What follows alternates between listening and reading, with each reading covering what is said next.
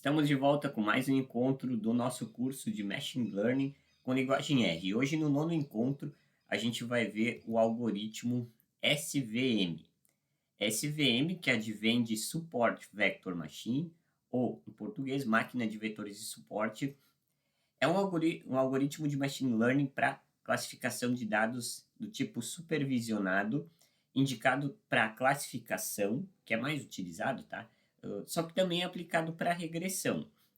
Esse algoritmo ele tem o objetivo de analisar dados e identificar padrões nos mesmos. Eu sempre gosto de dizer o seguinte, que o objetivo do SVM é encontrar um vácuo que divida os dados com características classe, ou seja, com respostas de predição distintas. Esse vácuo, tecnicamente, é chamado de hiperplano, tá? Esse hiperplano, no caso, o algoritmo SVM, ele trabalha com dados bidimensionais ou multidimensionais. Por exemplo, bidimensionais de duas dimensões, como a gente tem na imagem ali embaixo, é um gráfico de eixo Y vertical, X horizontal, que a gente traça uma linha, que é esse hiperplano, que vai criar aí um vácuo entre os dados, tá? Isso aqui a gente chama de margens.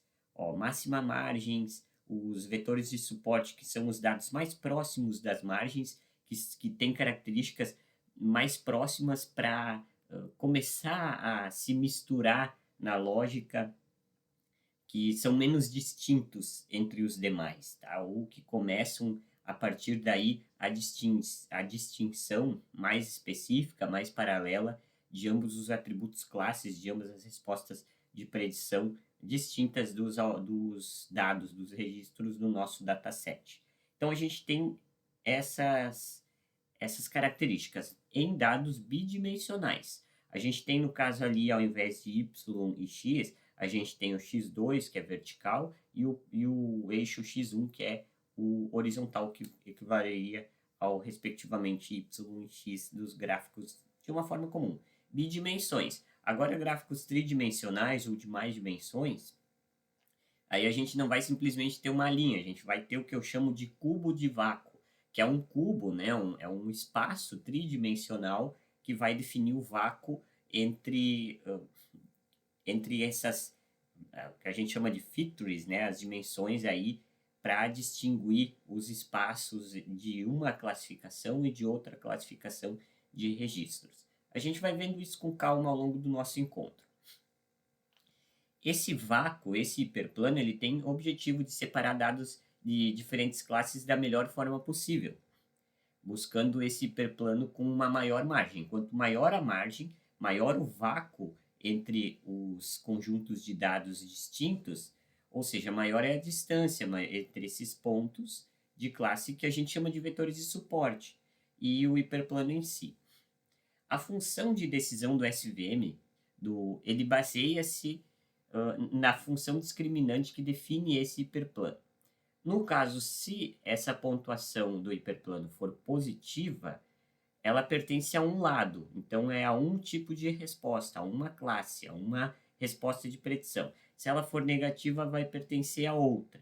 Então, negativo para baixo, positivo para cima. Se for para cima, é uma resposta de predição, ou seja, um tipo de atributo classe, um valor, e se for negativo para baixo, no caso, vai ser outro valor diferente do positivo, diferente do de cima, do atributo classe, ou seja, da resposta de predição.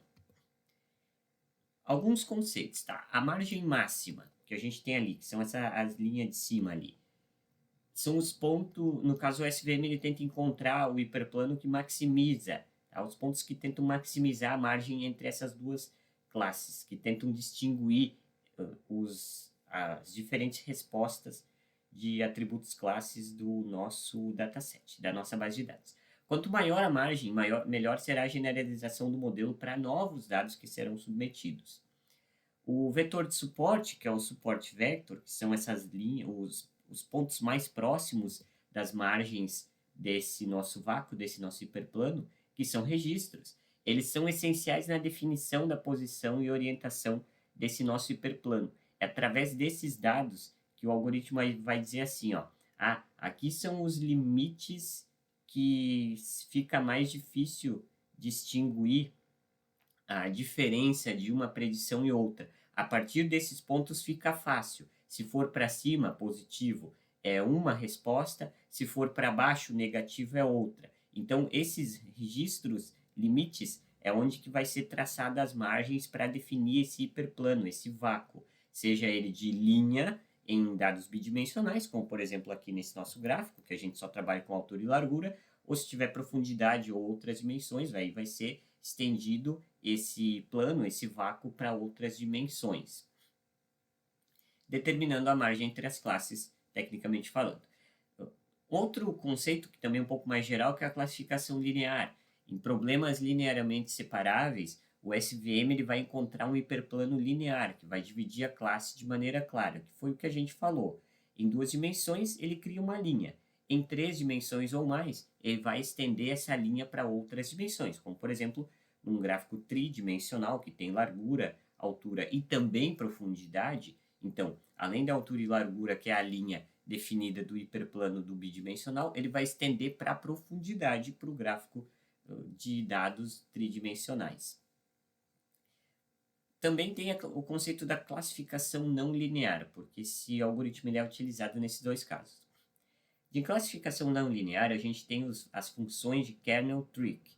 Quando as classes não são linearmente separáveis, o SVM ele pode usar esse método, essas funções de kernel trick, para fazer o mapeamento desses dados com dimensões mais altas. E aí a gente pode definir um hiperplano linear. A gente pode encontrar, no caso, essa distinção entre um lado do nosso plano e outro lado, tá? Para que a gente consiga criar o vácuo aí e definir que para um lado vai ser um tipo de resposta, para outro tipo de resposta. Os tipos mais comuns de kernel são basicamente 4. É o linear, que é o linear kernel, que é utilizado para dados linearmente separáveis, que é o mais tradicional. O polinomial kernel, que mapeia dados de dimensões polinomiais mais altas, então é para dimensões mais complexas. O RBF, que é o Radial Basis Function Kernel, que mapeia dados para dimensões infinitas. Aí a dimensão também é um conceito que a gente pode definir, vai determinar aí do nosso dataset. Pode ser 2, pode ser 3, pode ser N dimensões. Para N dimensões a gente usa o RBF Kernel, que é comum em problemas mais complexos não lineares.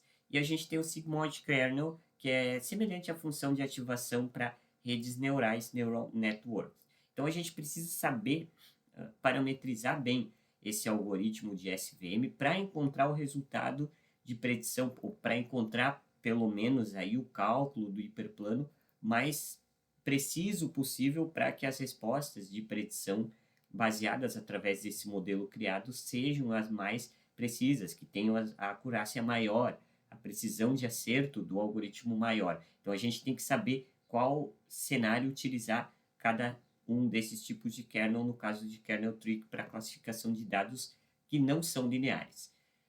Alguns componentes desse algoritmo de SVM, a gente tem o C. O C é basicamente a margem de erro, de control, tá? O control trade-off, ele cria essa margem de erro entre maximizar a margem e minimizar o erro de classificação, que é utilizado ali para determinar as margens, no caso aí, as maximum margens, né, ali que está em inglês, do nosso hiperplano.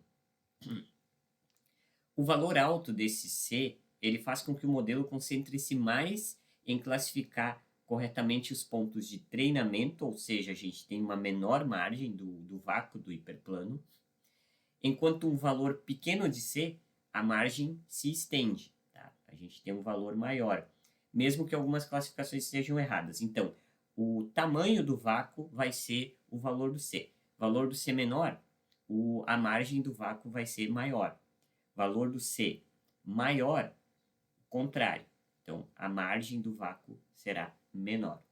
Kernel é o kernel trick, tá? A escolha do tipo de função usada para transformar os dados em dimensão mais alta.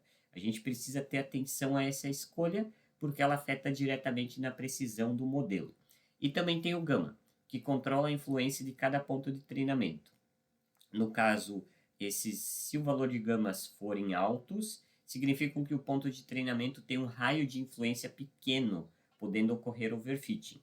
Overfitting é quando um modelo ele vicia em uma determinada situação. Por exemplo, a gente só ensinou aquele modelo a calcular predições para determinados parâmetros, para determinados atributos previsores, né, para determinadas características X.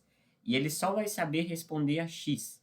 Ele viciou no X. E quando a gente perguntar para ele responder uma predição a um Y, ele não vai saber, porque ou ele vai fazer isso de forma errônea, porque ele está acostumado a só responder overfitting, a só responder X. Está acontecendo aí o overfitting, que é um superajuste ou sobreajuste, em português aí o termo, que é quando basicamente o modelo vicia uma determinada situação. Por isso que os dados de treino eles precisam ser muito bem distintos, com várias situações, com o máximo de situações distintas, para que o modelo ele consiga se adaptar a todos os tipos de situações, para que quando ele vá ser submetido aos dados de teste, que são N tipos de situações diferentes, ele saiba responder corretamente, com bastante acurácia, ou seja, precisão de acerto, a todos esses dados de teste submetidos. Nesse caso, o gama importa. Então, valores altos significam que o ponto de treinamento tem raio pequeno. Então, a gente tem que ter valores baixos de gama para que a gente tenha maior dimensionabilidade e também diversidade de dados aí para que a gente consiga ter menos chances de overfit. A aplicação desse modelo.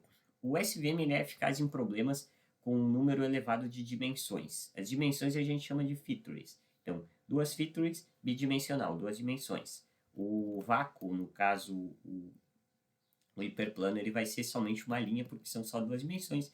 Três features tridimensional vai ser um cubo, então, porque a gente vai ter largura, altura e profundidade no hiperplano. E assim por diante. A gente tem N features, tá? A gente pode ter N features. O SVM é recomendado para pequenos e médios datasets. Ele possui média interpretabilidade de dados, não é rápida nem é baixa, é média interpretabilidade. Quando parametrizado corretamente, esse algoritmo ele fica bem robusto contra overfitting, mas ele precisa ser parametrizado corretamente e também bem aplicado não só aos dados, como também ao kernel escolhido ali no caso dos dados não lineares.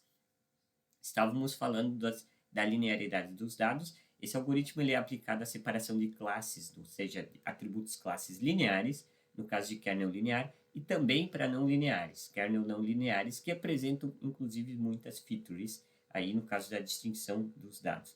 As desvantagens desse algoritmo, eu quis trazer algumas para a gente ter uma ideia também quais são as situações que esse algoritmo não é tão recomendado. Esse algoritmo ele tem uma alta capacidade de tirar aí o desempenho do dispositivo físico, porque ele tem uma baixa performance de treinamento, principalmente em grandes bases de dados, tá? De kernels não lineares. Então, ele tem um alto tempo de complexidade. Ele é um algoritmo bem pesado. Você vai ver na prática quando a gente executar. A escolha do kernel, no caso do kernel trick, e parâmetros adequados, como o trade-off do C, que é aquela margem de erro, pode ser difícil. E a escolha desses parâmetros pode impactar bastante no desempenho do algoritmo e também na assertividade. Então, tem que ter muito cuidado com relação a isso, porque esse algoritmo ele é sensível a dados não balanceados, ou seja, dados que não foram tratados previamente. Então, ele pode trazer resultados com overfitting, ou seja, mal tendenciosos. Ele pode puxar para um lado só, e quando a gente pedir para ele calcular aí a predição para um outro lado, ele não vai conseguir distinguir com assertividade. Os resultados de um SVM pode ser difícil também do usuário interpretar para determinada regra de negócios, especialmente quando a gente usa alguns dos tipos desses kernels mais complexos. Tá?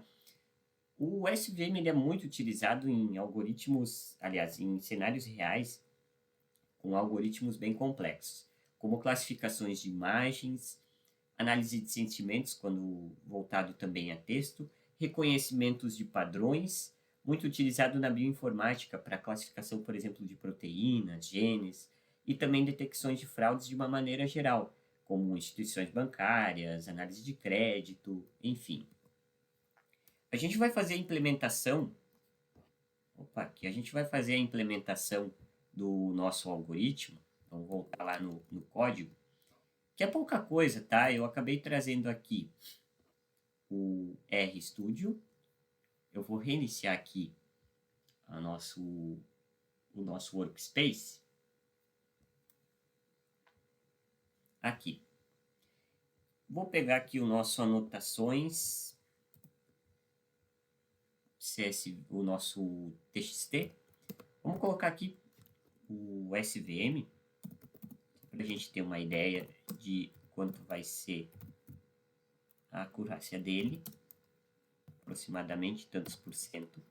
E a gente vai salvar isso para depois a gente ter aí a comparação dos diferentes algoritmos da nossa base de dados. Então, a gente primeiro instala o Kernel Lab, tá? Eu acabei já instalando aqui, só vou executar ele de novo, tá? Eu já instalei, então simplesmente o library foi de importação.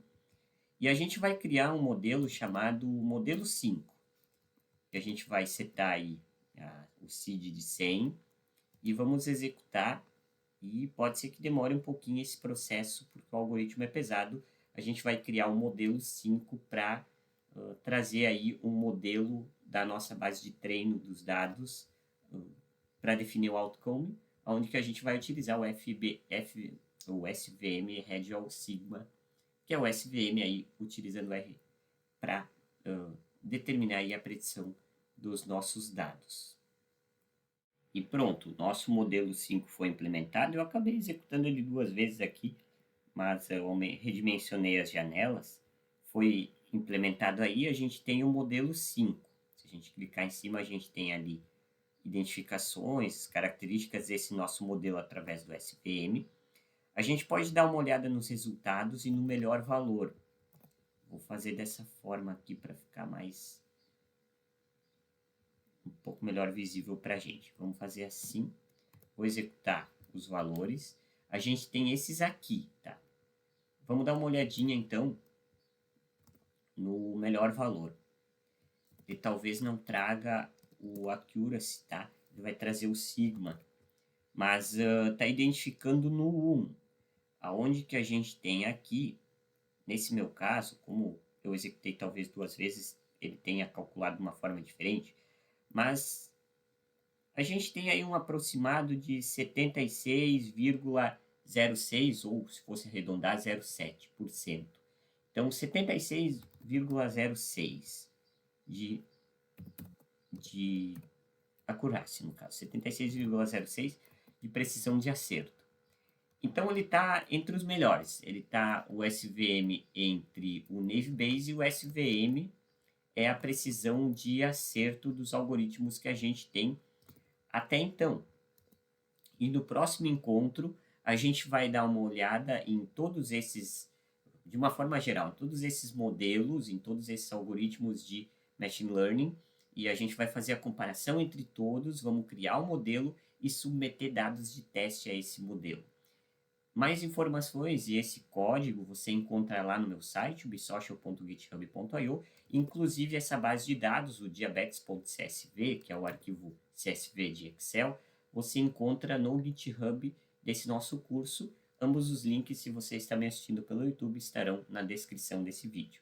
Um abraço e até o nosso próximo encontro.